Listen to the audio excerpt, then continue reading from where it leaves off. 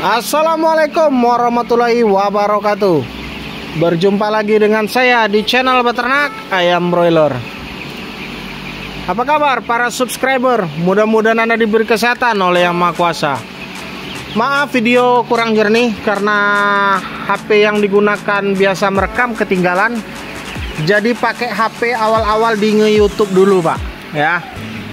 Harap dimaklumi saja. Saya update perkembangan ayam broiler yang kayak saya bilang kemarin kena berak kapur. Saat ini kematian belum bertambah. Jadi intinya keadaan membaik, Pak. Sedikit membaik. Kemarin sudah diberikan obat berak kapur. Pertama diberikan 50 gram. Tadi 100 gram, besok 200 gram. Jadi diberikan 4 atau 5 hari berturut-turut, Pak, ya. Jangan selang-seling. Kau masuk angin kayak gawe itu tuh. Gawe banyak cari penyakit. Tahu. Lah jelas begawe dewean. Itu Pak ABK saya, Pak. Malah di kipas ayam, Pak, kayak gitu, Pak. Cari penyakit. Nah, ini Pak, tampak dekatnya, Pak. Umur lupa, Pak, karena kemarin itu cemas ngelihat keadaan ayam. Jadinya nantilah saya posting berapa umurnya ya. Jadi untuk antibiotik tidak boleh diberikan sehari diberikan sehari libur, sehari diberikan sehari libur, nggak boleh, Pak. Karena kenapa? Nanti akan terjadi kekebalan penyakit pada ayam broiler tersebut. Jadi memang harus digempur terus-terusan dengan antibiotik. Nah, dengan keadaan berak kapur seperti yang saya alami, nggak mungkin saya pakai herbal. Kalaupun pakai, hanya sebagai obat penunjang, tidak bisa dijadikan sebagai obat utama, ya.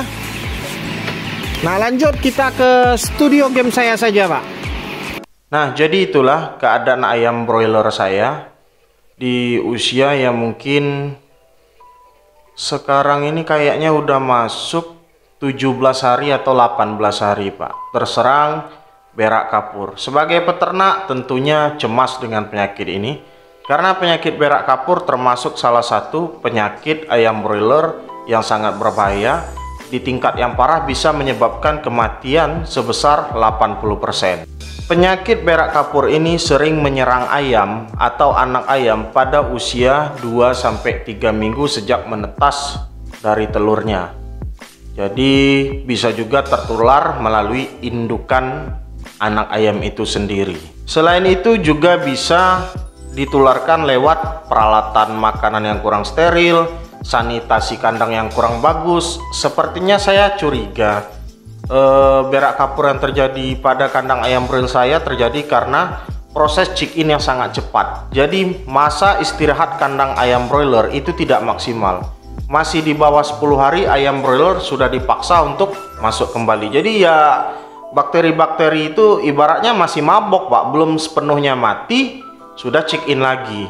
Gejala klinisnya dapat berupa yang paling mudah dianalisa adalah pada pantat ayamnya. Itu ada seperti bekas kapur gitu loh, Pak. Berak kapurnya itu kayak encer dan sepertinya semua kotorannya itu putih. Jadi nggak ada bagian lain yang lagi. Kalaupun ada itu hanya sedikit sekali gitu loh. Itu bisa dipastikan ayam broiler tersebut terkena berak kapur. Efek selanjutnya adalah nafsu makan ayam sudah pasti berkurang dan ayam juga terlihat lesu. Untuk mencegah berak kapur, Anda harus maksimalkan istirahat kandang Anda dan bersihkan peralatan kandang Anda itu semaksimal mungkin. Ya, untuk pencegahannya menggunakan antiseptik karena penyakit ini berasal dari yang namanya bakteri salmonella dan juga bisa berasal dari jamur. Jangan anggap main-main masalah istirahat kandang, jangan hanya mengejar keuntungan, maksimalkan persiapan kandang supaya ayam Anda itu lebih sehat. Karena kenapa? Kalau Anda hanya mengejar keuntungan tanpa memperhatikan persiapan kandang Anda, sudah dipastikan Anda akan sulit untuk memperoleh keuntungan. Sudah saya bilang dari awal, Anda misalnya di ayam broiler ini panen 1 untung, 2 untung, 3 untung, 4 rugi, keuntungan 1, 2, 3 tadi itu bisa hilang, Pak.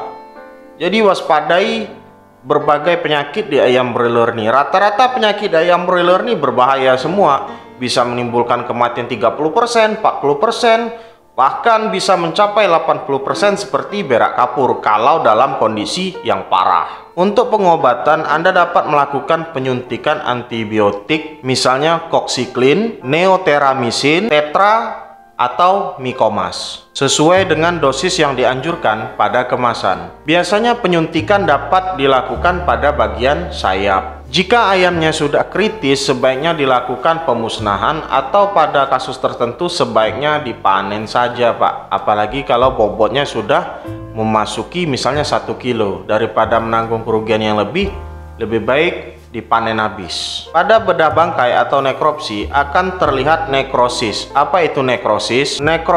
Nekrosis adalah kematian jaringan. Ini terdapat pada hati ayam tersebut. Jadi hati ayamnya bisa bengkak gitu loh, Pak. Dan diikuti ompaltis. Nah, ompaltis ini untuk yang awam mungkin tidak tahu ya. Ompaltis adalah infeksi tali pusat. Selain itu, pada saluran pencernaan terdapat bintik-bintik putih. Pada kasus yang lebih parah, kadang berak kapur diikuti dengan komplikasi CRD atau ngorok. Jadi sangat hati-hati sekali, Pak, penyakit ini, Pak. Saya juga kaget kok bisa kena berak kapur, dan setelah saya pikir-pikir, ternyata persiapan kandang saya kurang maksimal. Itu dulu yang bisa saya sampaikan. Jangan lupa bagi yang ingin membeli obat lalat, WA 0831 6046 5158. Assalamualaikum warahmatullahi wabarakatuh.